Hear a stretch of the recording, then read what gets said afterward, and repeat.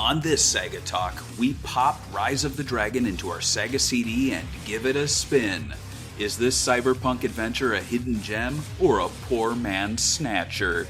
How does the SEGA CD version compare to the DOS original? And what's the background on developer dynamics? Let's find out.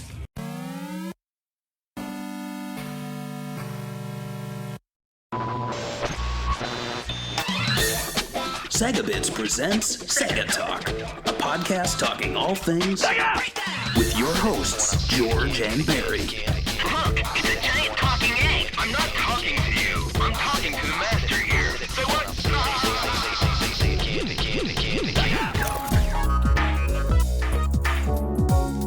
Hello and welcome to episode 98 of SEGA Talk. I'm Barry, with me is George.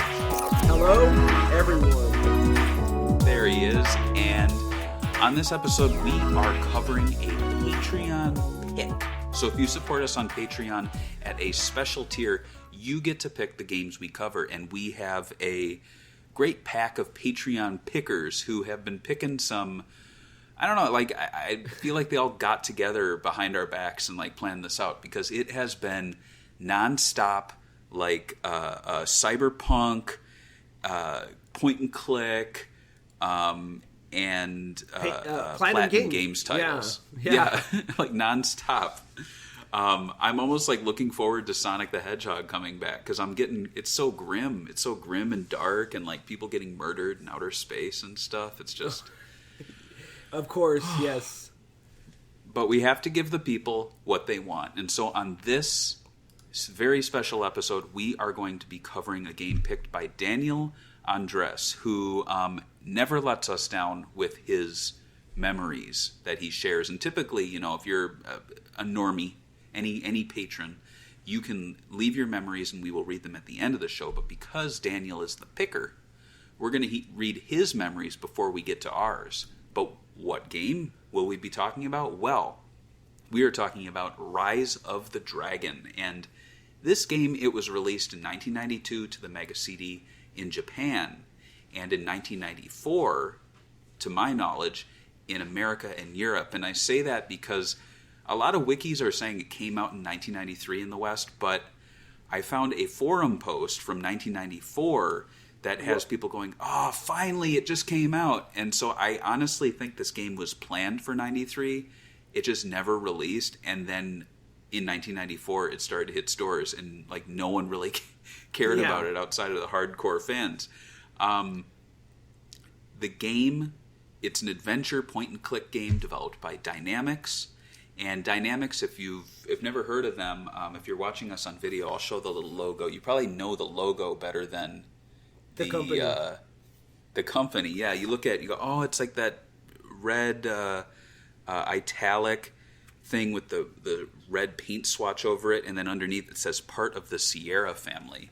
And Dynamics, they're best known for action games and flight simulators, and also puzzle games. So Rise of the Dragon's really a unique game in their gameography. And before our memories, I'm just going to read what our good Patreon pal Daniel Andres says.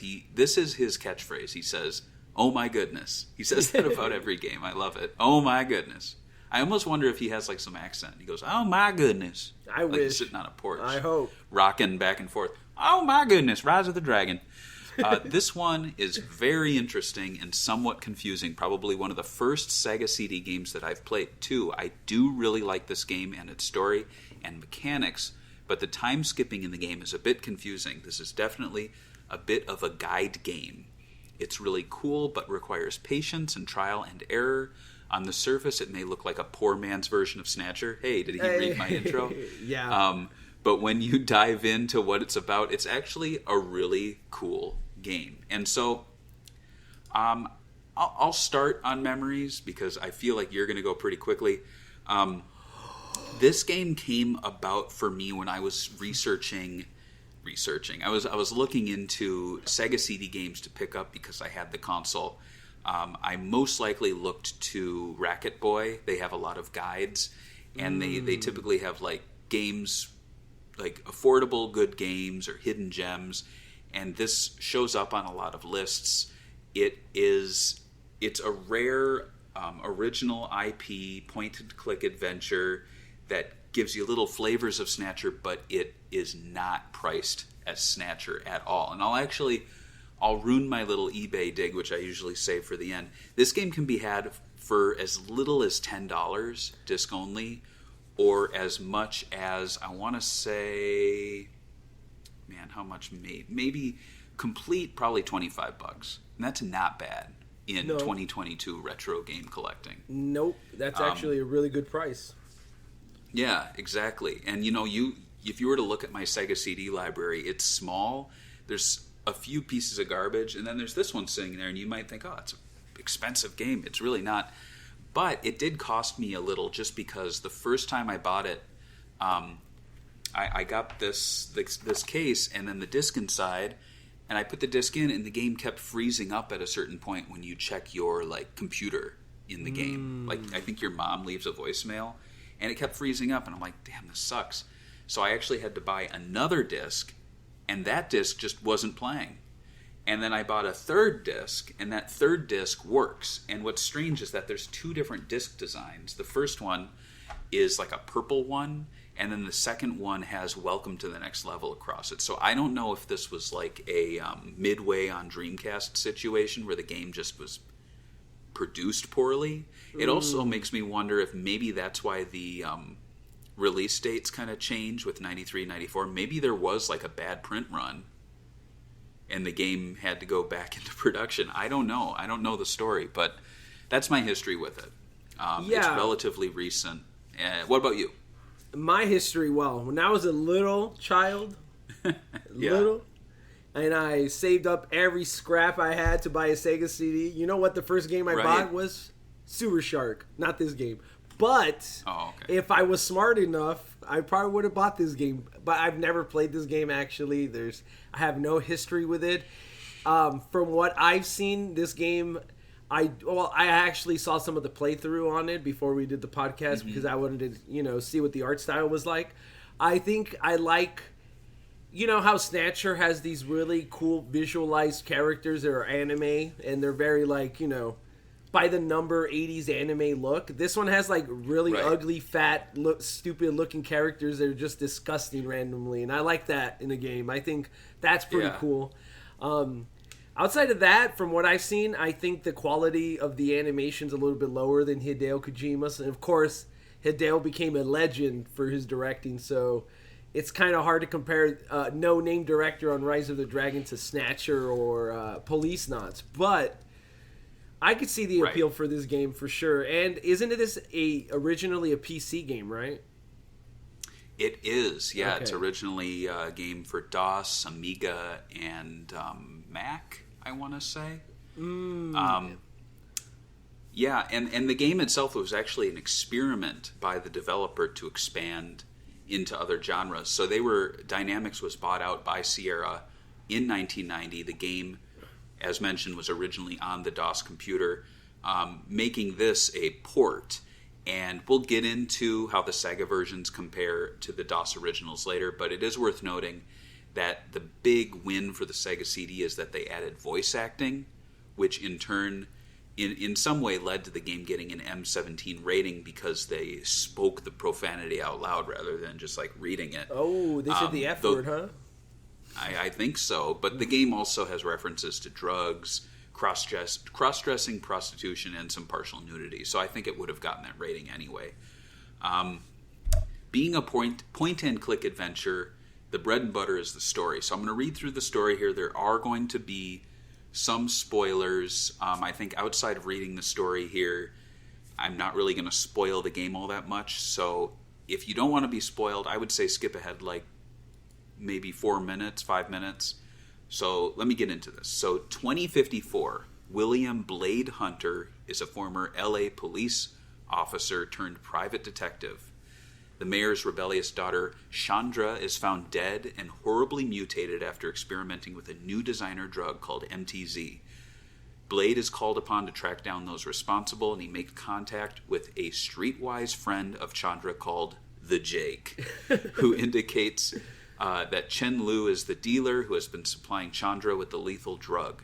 Blade goes to Chen Liu's apartment only to find Liu assassinated with an overdose of MTZ as a punishment for attracting public attention by causing the death of a powerful man's daughter. Blade tries to reconcile with his girlfriend Karen, who works at the Crime Records Bureau. He enlists her to help track down Liu's accomplices and discover the mutagenic nature of the MTZ drug. It's revealed that the business is part of an underground Chinese mafia operation led by Deng Huang, a megalomaniacal drug kingpin intent on world domination. So Blade also meets an old fortune teller, and he tells him the present year coincides with a foretold coming of a Chinese dragon. So it's kind of like Shenmue. Yeah. You know, like they're going to resurrect a god. The Chinese mafia. And yeah, you can tell people that now. They go, what's your favorite Sega game? It's that one with the Chinese mafia, and they're going to like resurrect a god at the end. They go, oh, Shenmue. You go, no, Rise of the Dragon. Yes, exactly. That classic. Blade disrupts the production schedule by blowing up the drug plant, but in doing so, he's spotted by Huang's men. Huang has the Jake captured in an attempt to lure Blade into a trap, but Blade manages to rescue the Jake and later sabotages the Triad's plans to poison the Hollywood reservoir with MTZ, not TMZ, MTZ. MTZ, and TMZ in Los Angeles and MTZ in the water, to exterminate the population of LA. In retaliation, Huang has Karen kidnapped and strapped to a chair, threatening to inject her with the drug. Blade infiltrates the headquarters and, depending on the player's actions, either saves or fails to save Karen, and then becomes face-to-face with Huang himself, who suddenly transforms into the foretold dragon Bahamut. In the climactic final battle, Bahamut is defeated by Blade. Oh, no. And outside the headquarters, spoiler alert, Blade is greeted by the mayor, but angrily punches him for using Blade as a pawn in his crackdown operation and endangering his life and Karen's. Blade then walks away, either with Karen, if she survived, or alone. So, what's your read on that? What do you think of that story? I literally thought Rise of Dragon was just a, little, I don't know, play on words about a penis, but apparently no, there's an actual dragon on this. So my take on it is, why do they call the character Blade? Like, in my mind, all I see is Blade, the vampire hunter. So when you were telling me the story, the whole time you said Blade, I was like, oh, Wesley Snipes is in this game? Right. They also called him Blade Hunter, which is basically Blade Runner, the movie, you know? Well, that's what I was going to say. You said Blade the Vampire Hunter, but he's Blade Hunter. William Blade Hunter. William Blade Runner. So basically, you could tell where their inspirations come from, which I think... I don't know. This game came out after Snatcher, right? Like 5 years, right? No, I think it predates it, right? On the PC, because you said this came out in 94. On the PC, it came out in 1990. Yeah, okay then. Maybe it's around the same time. No, Snatcher came out in 88, but I don't think people were playing it in the US. So unless they were super savvy, they could have been imported it or something. Or, I mean, they both could have just been influenced by the same types of movies in the 80s, which is like Blade Runner, all those sci-fi movies that had like retro future aesthetics. Well, we call them retro future now. Back then, they were just future aesthetics. But outside of that, it's pretty simple. I think that, like you said, it was just like this guy's doing these drugs. He's a Chinese cartel. And he turns into a dragon in the end, and you have a cool fight, and you save a daughter of the mayor. Is that correct? Yeah. And then you punch the mayor when you have your, escape from LA moment where you have to be the lone wolf that does something really cool against authority. And, yeah, that's what I took from it. Yeah, it's kind of a mix. It almost kind of has a Streets of Rage vibe to it, where you're, fighting up the totem pole until you get to the big boss, and then he turns into a monster or something. That's so weird. The characters in the game, I mean, we pretty much mentioned all of them in the story. We have Chandra Vincenzi, who's not pictured because she dies pretty quickly, and Yeah, you see her in the opening cutscenes there, and then the hero we have is Blade Hunter, William Blade Hunter. His name when he was growing up was Billy Hunter, and he went to Ridgemont School with Lorraine Luttrell, his classmate. I don't know why that's important. Very he important. became I guess so, Lorraine. He became a police officer in L.A., but had a low regard for property rights and a disregard for operating procedure, which served him so poorly as a police officer. As a result, he was removed from his office in 2053. So that's a while from now. But then when Chandra dies from drugs, the mayor, who doesn't want to alert the police, taps him to go and figure it all out. So there's your Blade Hunter there. I mean, do you find Blade Hunter to be all that? I mean, no, there's nothing there because they literally just mentioned that he went to high school with some random chick. It's like, can you imagine your like funeral and then everyone's like, Barry, he went to school with this girl named Laura Hunter. Oh yeah, yeah, and it's like, right. What does that have to do with Barry? He's like, well, Barry doesn't have too much things to talk about here, so we're patting right, it. exactly. Yeah. And, I mean, like at the top of the show, I talked about how we've been covering a lot of the similar games, and it's like we talked about how the main character in Vanquish is very similar to the main character in Binary Domain, who's very similar to the main character in like a couple other games at the time. And in this case, I feel like Blade Hunter and main character of Snatcher, like they all kind of run together in my head, even with movie characters like Terminator's main character, the first one, what's his name? Kyle Reese. Yeah, Kyle Reese. And Trancers. Do you remember those movies? Those are awesome. Have you seen those? I don't think I have. Oh, you got to see Trancers. At least the first one. It's so good. I'll put it on my list. It's kind of like this because it's like people being mutated, but I think they're being mutated through like time travel or something. It's really wild. But Los Angeles is it's under the ocean. It like fell into the ocean, so it's called Los Angeles, and people like explore it in like submarines. Damn, it's pretty cool. People really want California to drop in the ocean. There's so many like weird movies. I think California would be more interesting if it dropped in the ocean. I kind of agree, and I'm in it. And I'm like, it would be sick to have oceanside property or under the ocean property. Wouldn't you like to be under the sea? Exactly. So. When I watched Little Mermaid, I was convinced this is the future. Our next insanely memorable character is Karen Summers, who spells her name Karyn. Karen. She looks like she works HR. Well, she kind of does. Oh. So she is Blade's sometimes girlfriend. She works in the Bureau of Records. Very exciting. They had a date, but Blade's meeting with the mayor held him back. And although she has a brand new evening dress for that occasion, instead she stayed at home watching, in her words, Rambo 12. So by the 2050s or 2060s, Rambo has had 12 movies, which is not crazy. I was going to say right now. Six so far? Yeah, There's they're six, like right? They're already halfway. Yeah. And so not only that, crazy. Like I think they're making even think about this. This is not even that crazy. They're making like a 13th Fast and the Furious movie, and like I think there's as many Fast and the Furious movies as James Bond movies or something. It's like, what is going on? I think it's insane that they call it the Fast Saga. Like it's already reached Star Wars levels of like terminology. And on top of that, I remember when it was just shitty little racing movies. Like I think the last one I saw was Tokyo Drift, where that like ugly girl's like, "I'm gonna race you," and he's like, "You better try." And then now it's like saving the world. Yeah, they became superheroes. I feel like I don't actually watch movies because that and Mission Impossible, I'm like, are these still happening? What the fuck's going on? I do not understand Mission Impossible, and I watched. I've seen the first three. I watched the Fast and the Furious movie as a joke to see like, oh, how crazy are these guys going to take it? And then you see it and you're like, oh, they're going to space this time. Wow, they don't even care anymore. But yeah, it's crazy. But insane. Rambo 12 is going to be sick. Rambo Last Blood. I'm just seeing here if it's even possible to get to Rambo 12.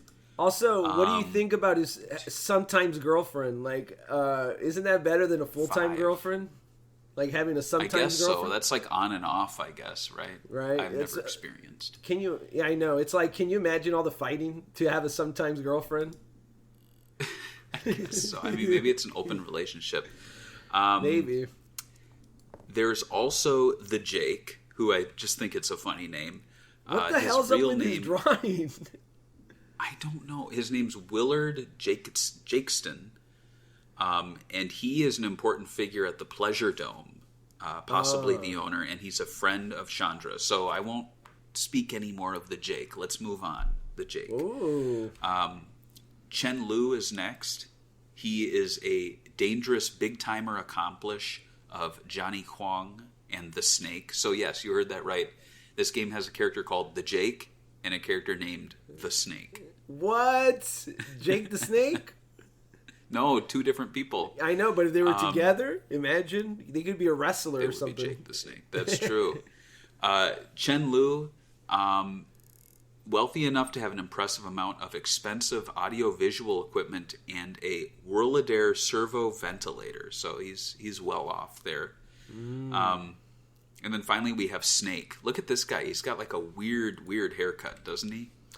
It looks like he just grew his hair out and he has like a little cute ponytail in the back, but it just doesn't fit his character face. It's like my grandma's, like a grandma hair, but then his face is like chiseled like Arnold. It's like, what? Would you say that he looks like a snake, or does he look like...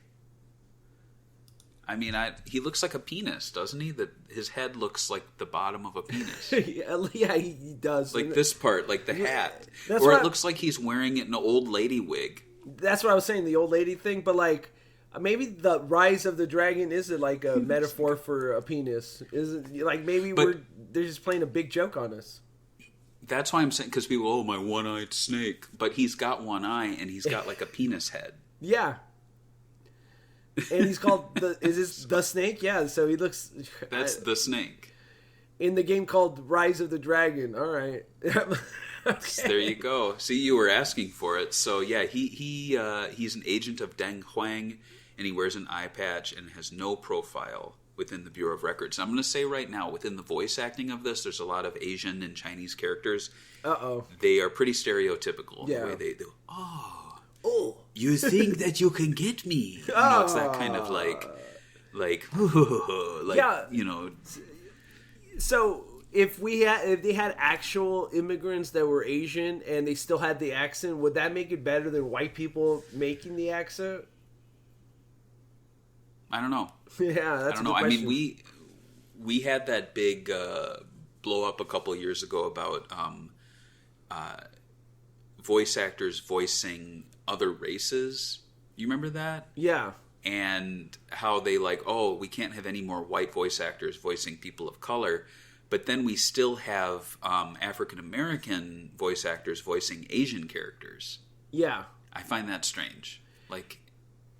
And why is that okay? Would you be okay with a British person doing an American accent but doing a super stereotypical ooh, I like baseball and hot dog, and just you know, I've thought about that. It really bothers me how many British people voice superheroes, specifically ones that are meant to be all American.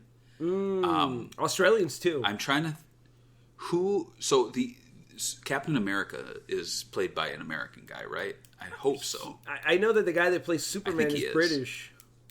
Right, that bothers me. And then the guy who plays Thor, but that doesn't matter. He's not from here. Anyway, yeah. Basically, I'm saying if you play this game, be ready to be offended. Okay, yeah, that's... yeah. I mean, even if you played the first Metal Gear Solid, Mei Ling, when I went back and played it maybe 5 years ago, I was like, oh, this voice for her is so stereotypical. But when I was a kid, I was like, holy crap, full voice acting. So I'm assuming that's the same thing back then in the 90s, where you're just so amazed at the fact that you have it. It's this, right, and the voice acting in this is actually pretty good, and we'll talk about the actors in a little bit, but it's just that one little bit, no. Let's talk about gameplay.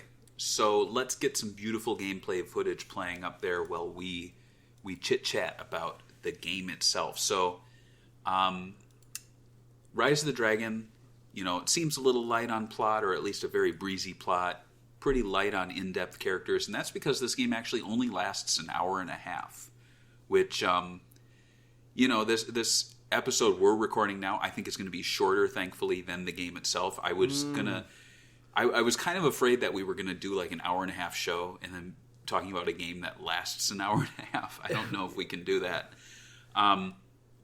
But to be honest, like, a short game doesn't make for a bad game. We've covered games like D, which has a time limit. What is that for D? Is it a couple hours or something? I think so. Save. Yeah. I want to just look it up real quick. Very short. Well, you look that up. I was going to say, like, Sega Genesis games run really short. Sonic the Hedgehog you can complete in one sitting. 1 hour and 52 minutes. Yeah. So this is about as long as D, pretty much. But that's not a bad thing. These sorts of games, like, if they're treating themselves as movies and they take as long as a movie, then I have no issue there. But what's interesting is with Rise of the Dragon is the gameplay, it's similar to your point-and-click adventures at the time. The screen shows your current view of, like, the room you're in from the character's perspective. There's no keyboard, no typing things out, so you're really just using a cursor on the screen. You're moving an arrow around. Sometimes it turns into a magnifying glass to inspect things. Other times, like a speech bubble, and the character will talk about it. Or if you go off to the edges, it'll show an exit sign, meaning you can go that direction, which is a little confusing to me because at first I was like, I don't want to exit the game. And then I'm like, oh, I'm just walking to the other room. But what's unique about the game is that it utilizes a timer reflecting the passage of time, and in-game actions take a certain amount of time. Some game events can only occur at certain times. Ooh. And so your goal really is to find a way to delay the plans of the game's villains using this sort of gimmick, and you have 3 days to do it. Also, traveling takes up a lot of time, so one of your strategies is to actually plan your traveling accordingly. Like, when you boot up the game, you don't want to visit every location, jump back home, visit every location. It's gonna drain you. So really, Dynamics, it was a company known for, like, sims, flight sims, puzzle games, things like that. So despite this being like a point-and-click adventure, really, it's almost like a time management simulator in a little sense. I mean, it's not over the top like that, but imagine Shenmue and that end date for the bad ending is like a couple days rather than months. Yeah. So, that'd be rough. That would be rough. One little thing that I encountered is that there's this screen you can view where it shows your character and your all the items you collected, and at the bottom are like buttons, and one is a little like forward button and another one's like forward. And I was like, what are these, like audio? Like, is there sound? What are these? So I started clicking on them. I realized I was fast forwarding through time. So you can actually time skip in the game, but then it kind of punishes you because you're basically eating away at your game time. And so the only time you really want to use that is if it's like, oh, this guy only comes here at 1400 hours. Well, click, and then you move ahead. But yeah, I learned the hard way. I basically screwed my save over and had to jump back in time. What do you think about that time management sort of thing? Is that cool to you? I mean, it depends on a lot of things. Like, sometimes it is a cool mechanic if your game is short to make people go, all right, I ran out of time, I have to come back and do it again. But it also sucks because I also feel they do it because they don't have enough content to let you do whatever you want and the way you want to do it. So, like, sometimes in these games, I like, I don't know, Persona, for example. I like actually spending time with the characters and learning more about them and doing those outside activities. But there's a timer, so it's frustrating, but then you know why the timer is there is because they don't have enough content to feed all the stuff you would want to know about these characters, right? So, like, I mean, I personally don't like time events in these type of games, but I guess it depends on how they use it. It has to be very clever, right?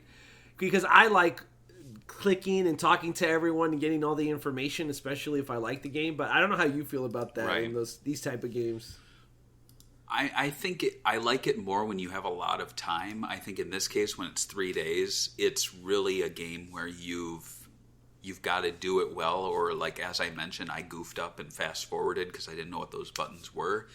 Now, there's other games like D where it's just a straight up ticking clock and you can't, like, the time moves as the time moves. It's not like, oh, because I did these actions or walked over here, I burned more time on the clock. Instead, it's more like, as long as you play the game quickly, you're going to complete the game sooner.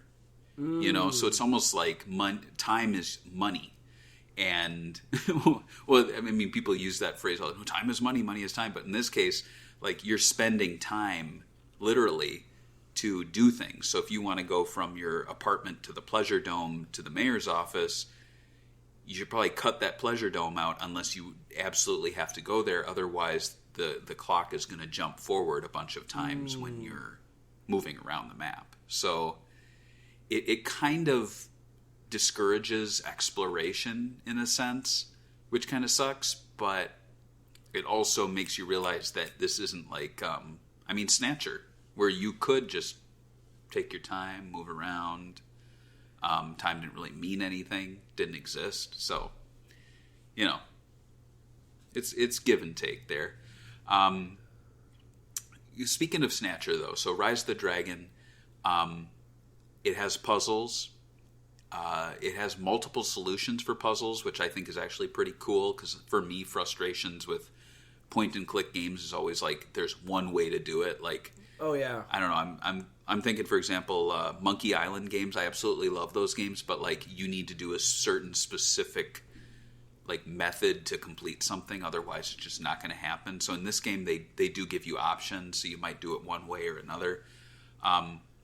Another cool aspect is that NPCs remember your behavior. So that's, you know, I mean, this isn't like Alpha Protocol or anything, but you definitely need to watch the way you speak to characters. Otherwise, down the line, they might not help you out.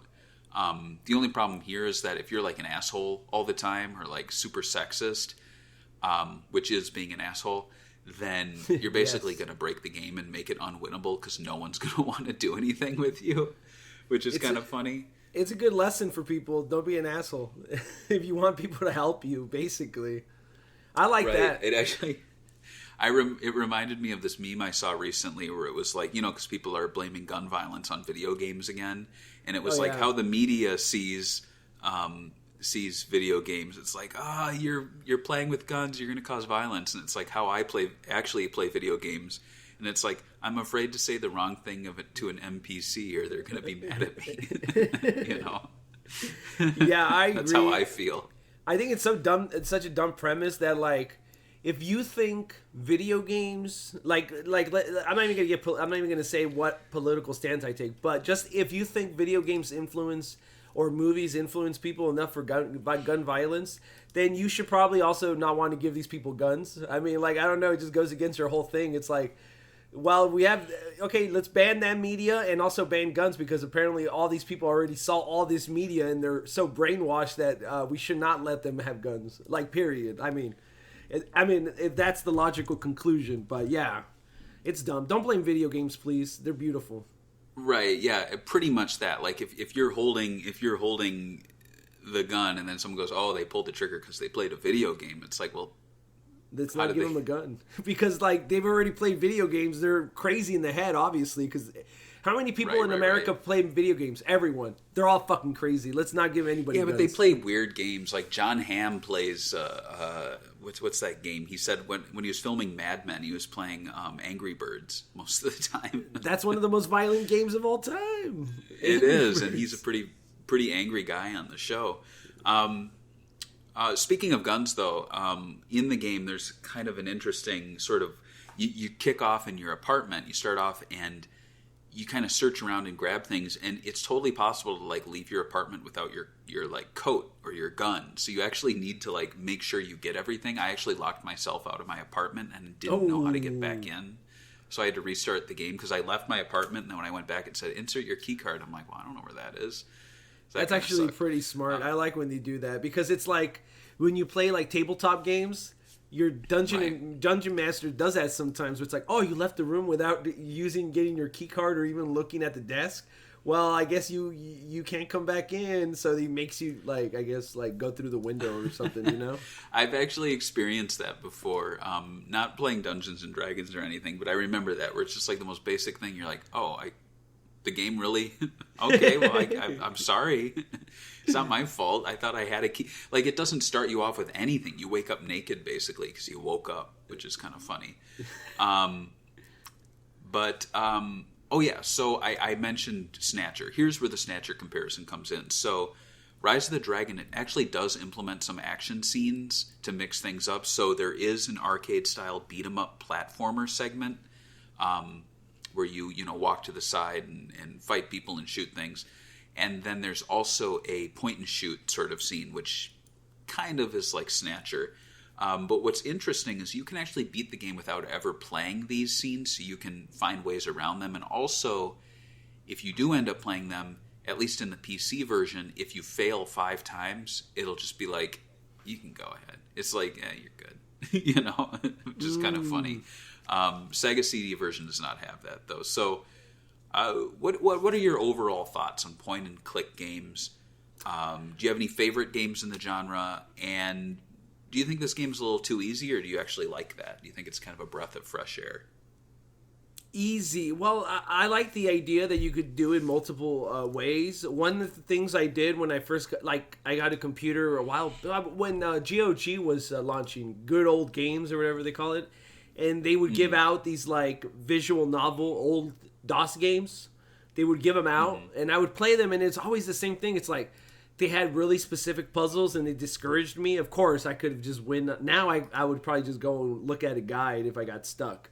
But back then, I was like, no, I have to beat him myself. And it's just so annoying. So I like the idea that you could finish puzzles multiple ways. That way you could talk to your friends about it and see how they beat it. I think that's unique. I like the idea that characters remember what you did. And I think that's pretty cool, too. I think that's something more games need to do. Like, Yakuza needs to do that. Like, I think it's something... Because they introduced in Yakuza 7... some like dialogue trees, but all it does is give you different stats. So if you have a stylish answer, you get stylish stats. If you have, but it should have been more like these side characters memorize what you told them and the favors you did to them. And if you're an asshole, you get different types of missions. So I thought that, so that would be cool, but like not even Yakuza implemented something like that yet. So, what do you like about this? Well, and your history with point and click games too. Yeah, well, first going off of what you were saying, I love it when like game companies, especially Sega, does something where they take things they learned from a different franchise and apply it to another game. So like you're saying, it would have been awesome if Sakura Wars elements actually made their way into Yakuza. Like relationships would actually impact a little more. I think that would be really cool. I know Alpha Protocol did that, which is why, at least for me, and again, I don't want to get into it, but like I actually like seeing PSO2 influence the next Sonic game. I think that's kind of cool. But I feel like Sonic fans are like, what is this stuff? Like they've never seen it before. So it's kind of funny. They're like, what? Why? There's different things and there's guys and it's outside. I don't like it. That's the worst part, going outside. It sucks. But as for point and click games, yeah, I was... I never really completed them as a kid, but they've always been around me. I mean, it was probably one of the first genres I really played a lot of different games of. There's one, I think it's called Fractured Fairy Tales. Maybe I'm wrong, but it might even be from Sierra, but it's a very well-made game. It predates Shrek, but it does a lot of the things Shrek does, which is kind of like mixing together all the fairy tales, and it creates a little adventure out of it. Another one that comes to mind, it's Hugo's House of Horrors. I absolutely love that game. I think it was from... It couldn't be from ID Software. Maybe I'm wrong. It's from someone, but it was a shareware game. And if you ever watch footage of this, it's so like simplistic looking. It looks like MS Paint, like characters, but it's scary because it's like all of a sudden you walk into a room and like they murder someone and start eating him, and you're like, but these are just like little tiny drawings of like cartoon people, but they're like wearing creepy masks and have like creatures in their basements. So yeah, those are really fun, and I think it's a trilogy. I think there's one where he goes to the jungle with his girlfriend. So those are the Hugo games are a lot of fun. More recently, what's that? I was gonna say there's so many point and click adventure games from back then that like people will mention one and I literally never even heard of it, and then I Google it and it's like it has a trilogy. Actually, it has this, and that, and it's like what? Where did this come from? But yeah. Hugo, play Hugo. It actually came out the same year that this game did, in 1990. More recently, the Back to the Future game I really enjoyed. I thought that was like the greatest way to make a Back to the Future video game, because it retains the plot, the characters, the humor. Like, I'm actually surprised they ever even tried to make like platformer games with Back to the Future, because the only way I can imagine it working is like that. So I mean, I even took a game design course when I was a kid, and I made a point and click game. So you know, it's pretty well ingrained in there. Myst, I know Sega driven Sonic Yoda loves Myst. He's always talking about it. It's a unique game. It is, and it's a game that I think for some people they almost treat it like a really good soundtrack, so they're happy to play the same game again and again with different ports and like remasters, because it's almost like relaxing to play. I don't know. It's a strange one. It's like vaporwave, right? It almost is. Oh yeah. So you know, as far as the game being beatable, I like that. I like that it is an accessible point and click game that I think more people have probably sat through and seen the full story unfold with this than most Sega CD games. A lot of them are just kind of too hard or shitty, you know? That's true.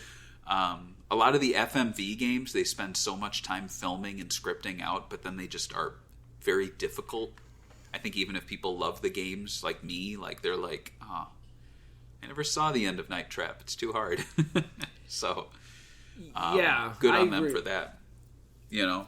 Yeah. I mean, you compare video games to movies. How many movies exist out there that people are like, man, I really wanted to see it. I love the characters. I love the concept, but I couldn't finish it. And it's like, why? Was it too hard to watch? No, it's just too hard of a movie to watch. Like, that never happens, because movies are a passive sort of thing that just happens and unfolds. And so I think it's nice to have games like this that are almost like a visual novel, that are still a challenge, but forgiving enough that you will see the ending. Yeah. So I like that. There isn't much more to say about the gameplay. The game isn't hard, like I mentioned. It doesn't run very long. Puzzles aren't impossible. And it's pretty forgiving. So, you know, you shouldn't mistake easiness with quality, however. In my opinion, the action sequences are pretty rough. The controls are stiff. It's almost like a mediocre platformer. But thankfully, it's a very small part of the game. And I'd argue, too, the shooting in Snatcher is also mediocre. It's not great, but it's a small part. Like, it happens, twice, I think, in the game? A few times. But it's like an add-on, right? Right. And with this, it's just like they have to gamify it a little. It's fine, but it's nothing memorable at all. The game initially released to PC and Macintosh and Amiga in 1990. Aside from some differences in colors and sounds, all of these versions, they run pretty much the same. When the game released to the Sega CD years later, the porting work was done by Game Arts. Do you know Game Arts? I'm sure you do. They sound familiar. I'm trying to think. Didn't they do the port for Grandia on the Saturn or the PlayStation or something? They did, yeah. So okay. They're actually located in Tokyo. So what's interesting is that this was a game created in America, but then it was ported by a Japanese studio for the Sega CD or the Mega CD. So I mean, it's entirely likely that plug and play that was announced today, the Mega Drive 2, it could have Rise of the Dragon on it. I mean, it's a pretty well-known game in Japan. I hope so. That'd be awesome. That would be interesting. But it wasn't until a couple of years later that they actually brought it to the West.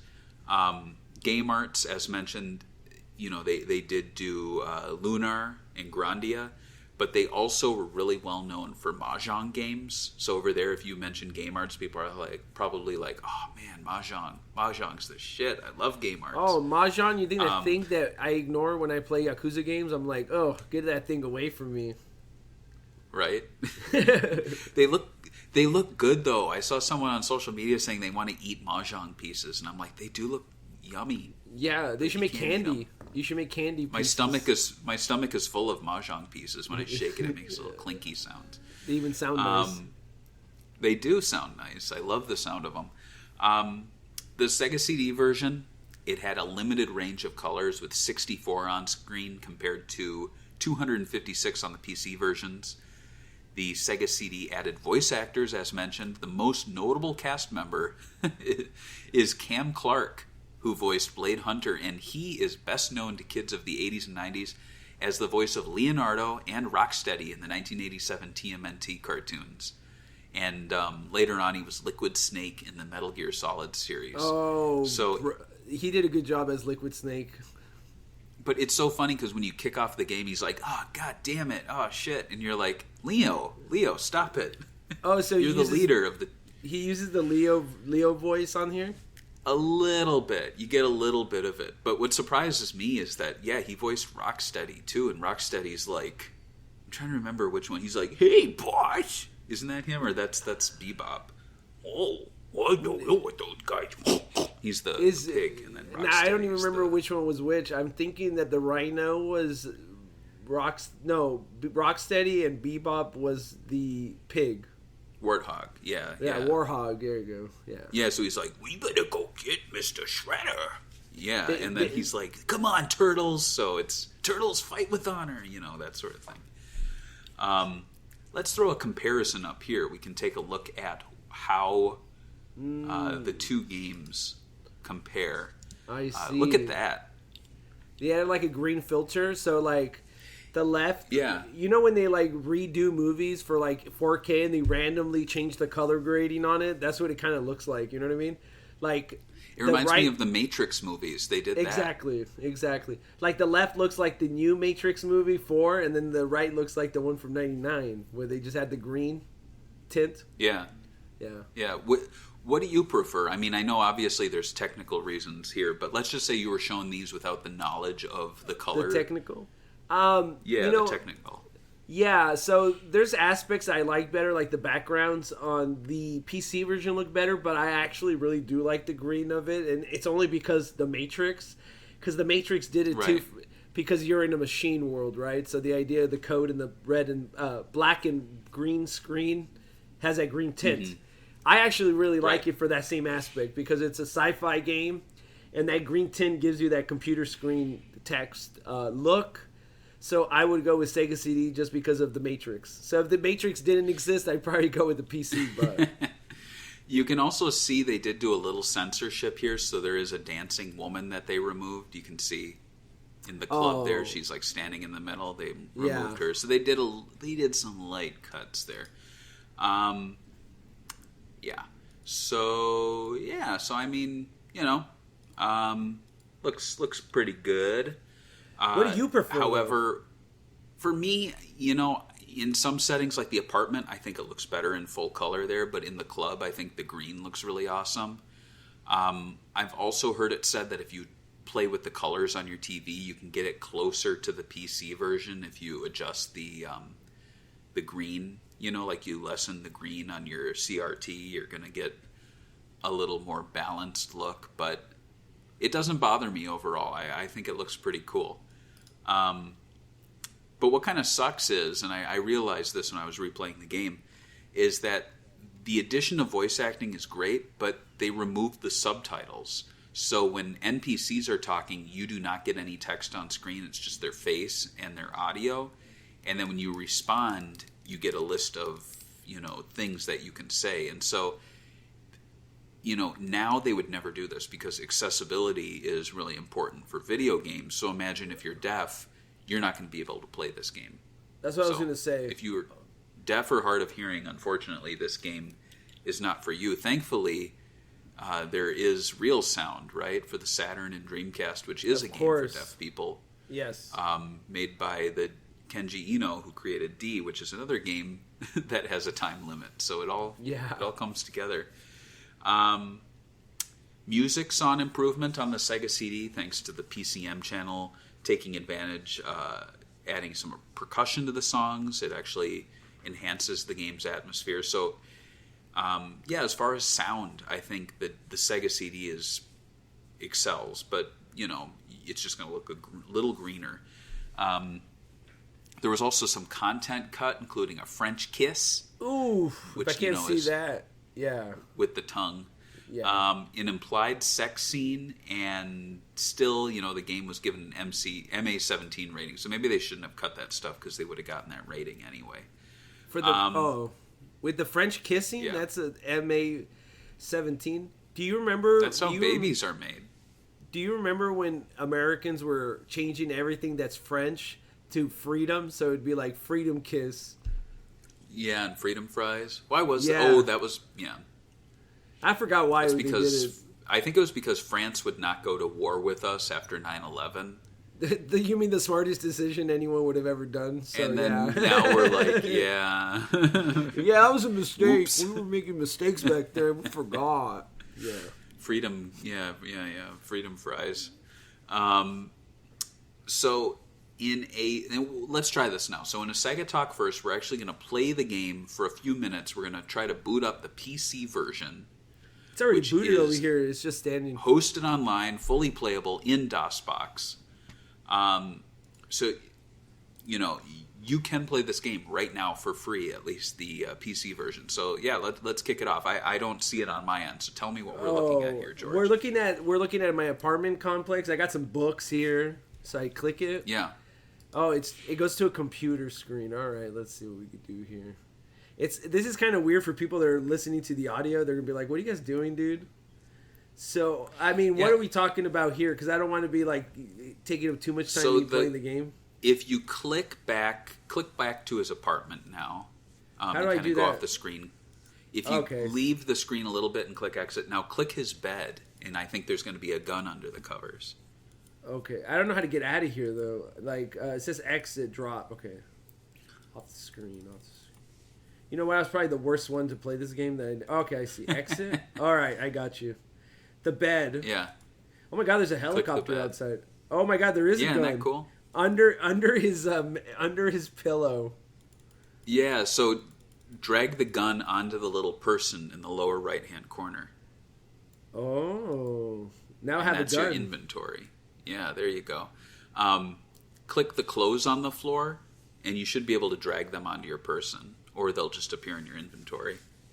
Oh, yeah, they do. Okay, I see how it works. Isn't that cool? Yeah. So I mean, we don't have to spend too much time, but it's kind of fun that you can do this. Now I think it's a Russian-hosted website, so yeah. I gotta get out of here. They're gonna get all my info. Anyway, I'm just joking. But yeah, game's playable with DOSBox, so check it out. You don't even need to spend any money. It's totally free. Let's talk about the game's developers. So Dynamics, it was founded in Eugene, Oregon in 1984 by Jeff Tunnell and Damon Sly. The company initially made games for the Commodore 64 and in later years made action games for Penguin Software and Electronic Arts. They later developed titles for Activision and then self-published for a little bit before they were bought by Sierra Online. It was with the Sierra purchase that the company created some of their most well-known games, including a line of flight simulators and 3 point-and-click games, which included Rise of the Dragon, as well as The Adventures of Willie Beamish and Heart of China. And I think if we ever talk about another Dynamics game, it's going to be Willie Beamish, because that's the only one, to my mind, that is on a Sega console. I could be wrong. I think maybe there's more Sierra games. No, there's another one. Stellar Fire for the Sega CD is also from Dynamics, but that's an action game there. So, yeah, and then they also made a game that's incredibly nostalgic for me. It's called The Incredible Machine. Have you ever heard of that game? No, I have not. What is it about? So good. It is... You basically get like a bunch of little parts, and then you put them on the screen to do things. So it'll be like the funnel and the ball and like the cannon and the bouncy thing, and then you need to have like the... cannon shoot the ball off the bouncy thing, hit a wall, go into the funnel, and then go through a hole. And like you get certain parts, and so it's a puzzle game, and you get to build these wild machines that do all these different things. So it plays with like physics. Yeah. So it's so much fun. I remember spending hours playing that, and when I saw that they made it, I was like, oh man. And what was interesting is that The Incredibles Machine did have a sequel, which I've never played, but I've heard. It's called Sid and Al's Incredible Tunes. No, I actually did play this. You can there's an ad for it in the booklet for Rise of the Dragon, and it's basically the same game but with cartoon characters and cats and mice. And I got so excited because it says here, Sid and Al's Incredible Tunes will bring their mouse and cat spat to a SEGA CD retailer near you. And I was like, holy crap, I can play the Incredible Machine sequel on the Sega CD. It never was released. Fall 94. It never happened. Isn't that sad when you like look through a magazine and they're like, 1,000 games are coming for Dreamcast, and you're like looking at all these ports that literally never came out, and you're like, cool. Because like the Dreamcast magazine did that. Remember that? When they would do like 100 crazy games, and they're like literally like 40 of them never came out, and you're like, oh, cool. This would have been cool. Yeah. Sucks, but still, The Incredible Machine, man, just looking at it has this, like, teal background. Which I'm playing the video of the gameplay on the podcast, so people could see it if they're watching the video version. You can build, like, boxing gloves and then scissors, and then you turn on the light, and then it makes the kitty run away, and then, it's so good. It's such a fun game. You know what this really is, though? It's like when you do those like weird domino things in real life, when you're like, I'm going to do like a course, where you like do the domino that hits the cup, that hits the rubber band, that hits a cup on the other side of the room. It's kind of like that, but in the video game. Yeah. This is the perfect game for when you were a kid and your friend like had a computer and either one of you had this game. You would just sit there for hours together and be like, put that there. It's like Legos and like, I don't know, machines. Like, it's so fun. It's so much fun. I love that game. I wish we were talking about that instead of this game.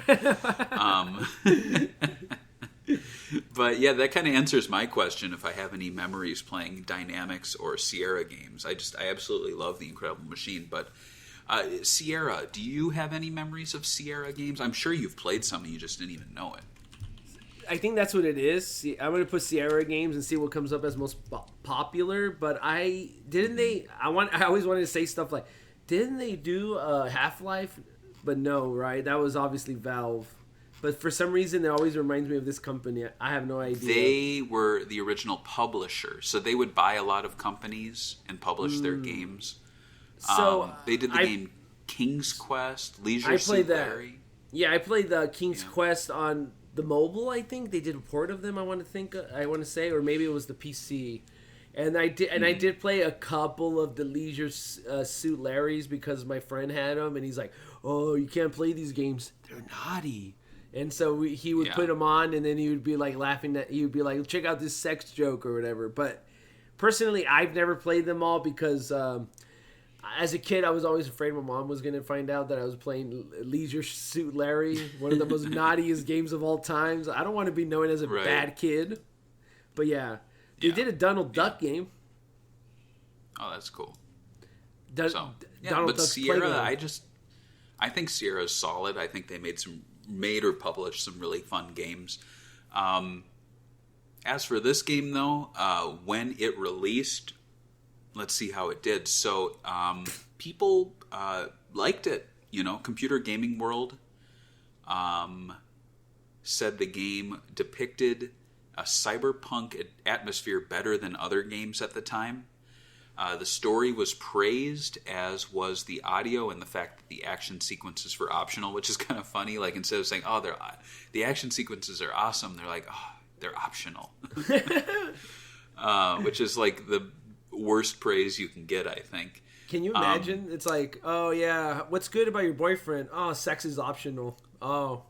Yeah. That's a cool Sonic feature. Frontiers is great. You don't have to fight the enemies. You know, it's optional. like, it's optional. The Amiga version was praised for its detailed artwork being a highlight. In '91, the game won a special award for artistic achievement from Computer Gaming World, and in '96, the magazine ranked it as the 83rd best game of all time, stating crazy. that it's so good that publishers tried to steal it, I guess. They said, and this is, I don't really know what this is, but they said it had rotoscoping hotspot mapping. I don't know what that means. You know what rotoscoping is? I know what rotoscoping is, but I don't know what hotspot mapping is. Is that like maps change depending on the time changing? So like a villain won't be in a certain place at a certain point in the game? Hotspot mapping? I'm not sure. I'm looking at it online, and there's it's like a Photoshop thing they're doing. I don't know. I don't know what this is. I think it's like you map a human head, like you trace it with a vector kind of thing, and then you scribble in. So it's basically like they used to do it in that movie Scanly Darkly, but they're doing it as a video game version for still images, I'm assuming. So they're all actors, and I'm like thinking to myself, these people are ugly as hell. Like, there's no way these are real people you guys found, right? I'm seeing, I mean, if people in the comments know what dynamic hotspot mapping is, apparently it was so beloved that it was also listed as the 12th most innovative computer game of all time at that time for pioneering, like we said, dynamic hotspot mapping as the game world travel interface. I don't know. And in 1991, a magazine named it one of the 50 best computer games ever. EGM deemed the Sega CD version an almost perfect translation of the PC title, and in 2000, a retrospective said that the game was an underrated classic way ahead of its time, which is kind of funny because at the time it seemed pretty highly rated, so I wouldn't say it was underrated. I will say that it being on Racket Boy's list is probably bigger claim to fame. I mean, I think all his little underground or whatever lists are also usually like hidden gems are really good games usually. Mm-hmm. And why this one was praised, maybe they're meaning nobody bought it basically, so that makes it underrated, I guess. Yeah, it could be. Yeah. You know, it's kind of funny you mentioned Racket Boy. I actually looked up Racket Boy Rise of the Dragon, and the top hit is me on their forums asking about the game. And so I did want to just dig this up before we finish the show and move on. I posed a question to them in the forums. I said, I purchased this game for the Sega CD. I checked the disc out. Flawless, popped it into my Model 2. Gave it a spin, and the game plays well. I can move over to the map, talk to people. However, if I try to access my computer, the game hangs up and won't let me play video messages. My question is this a CD glitch or perhaps a hardware problem? I've noticed Rise of the Dragon has 2 versions of the disc, and I showed both of them. And so I tried the next disc, and isn't that funny that it's like... I love that I'm the top one. This was 11 years ago you posted this. Yeah. And everyone's like, are you sure it doesn't have scratches? Are you sure? It doesn't.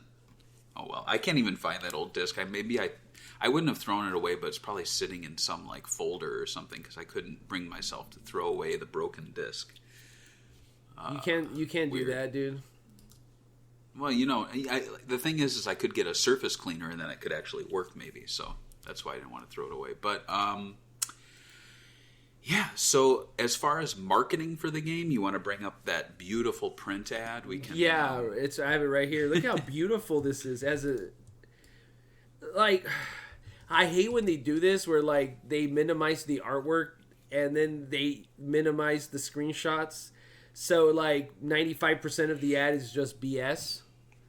You know what I mean? Like this looks like right. If I was just flipping through pages, I wouldn't think twice about this game at all. What about you?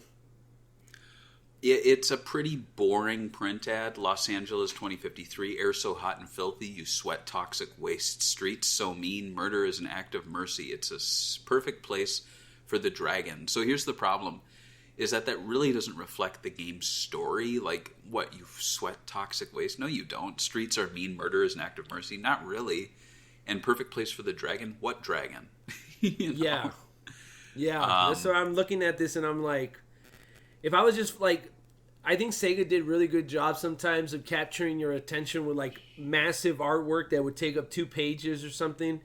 And even for a game that no one bought, it would be like Gun Valkyrie, you know, that one where she's like pulling the trigger and it's like, believe it or not, her trigger finger is her best feature or something like that.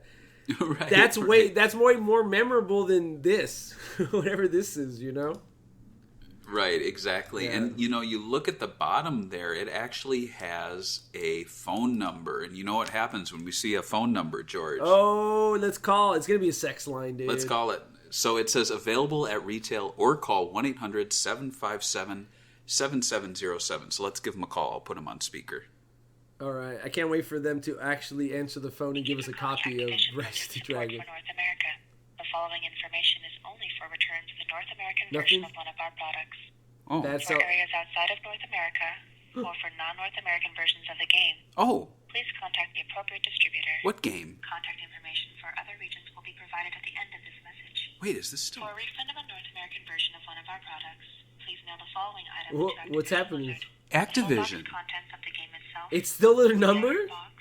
It still works.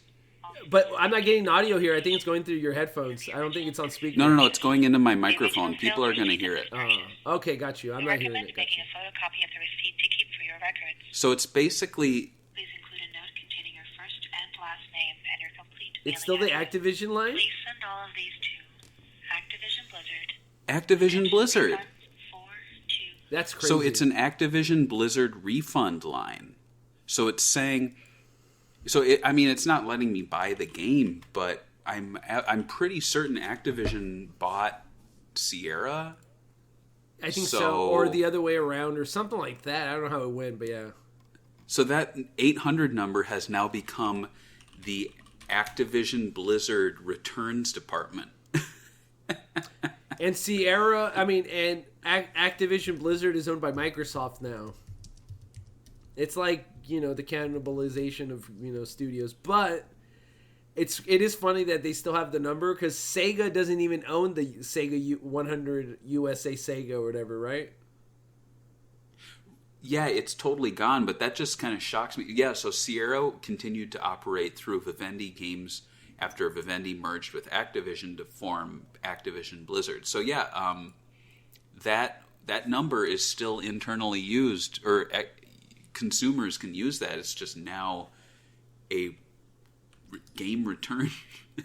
I love how it initially started as buy Rise of the Dragon, and now it's like return Rise of the Dragon. I wonder if we should ship our copies back to them. That's what we should do. Yeah, I think so. To see what they give us for it. My broken disc. I'll find my broken disc and I'll send it back. Say, here you go. Don't need it. You should make a video about how you're going to return it and see what they'd say. I should just do a live stream someday where I just call 1-800 numbers from old video game magazines. Like have a big list and then just call the stream calling defunct companies' phone numbers or whatever, and it's like, and then like the image for the stream would be you on the phone going like Ugly Sonic, and then like all the different companies you're calling with their numbers. Yeah. That'd be awesome. So to wrap things up here, I just thought we'd have some fun, stretch the thing out. The game can be easily emulated on the Sega CD or PC. You have your pick. If you prefer original hardware, the game can be found for relatively cheap. As mentioned, it's like $25. If you are a huge Blade Hunter fan, unfortunately, this is his one and only game, despite the fact that the Sega CD one tacked on the term a Blade Hunter mystery, as though there's like dozens of these. But if you really like Blade Hunter, there is a comic book that Dynamics released. I have the cover here. I couldn't find scans of it, and I couldn't find it on eBay, but it is... Nobody's going to own this. Yeah. Super Dynamics rare. Comics. Yeah. This a Blade looks like... Hunter graphic mystery. These looks like those weird, like, 25-cent comic books you find at the swamp meet. When you go there, they're like, oh, look, all these comics. And you're like, oh, I've never heard of any of these. What is this? Yeah. So you think it's a good comic? I don't know. I mean, I haven't read it, so I have to imagine it's great. It's a collector's edition. Every time it says #1 collector's edition, I know this is going to be worth something someday. Well, it's worth $4.99 at least, right? Yeah, at least. So, yeah.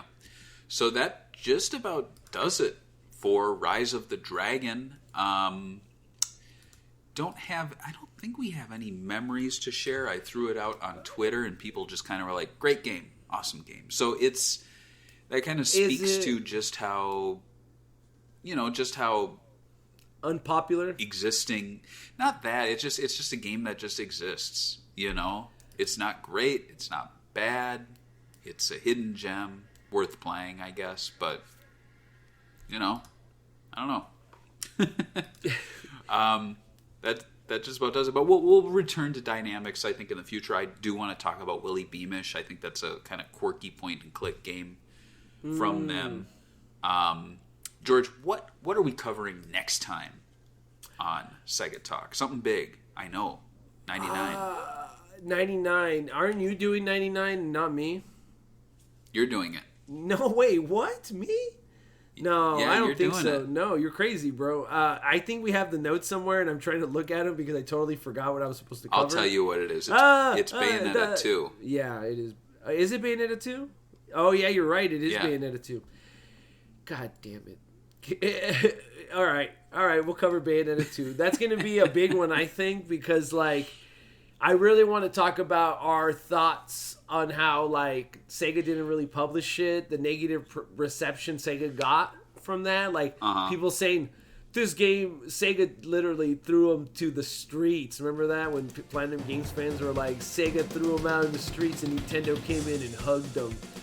Nurtured them and fed them, Right, and then the game came out and people were like, oh, I still haven't finished it. Exactly. So I guess we'll be able to talk about it, and I'm assuming that you'll finish the game, right? Yeah, I'll finish it.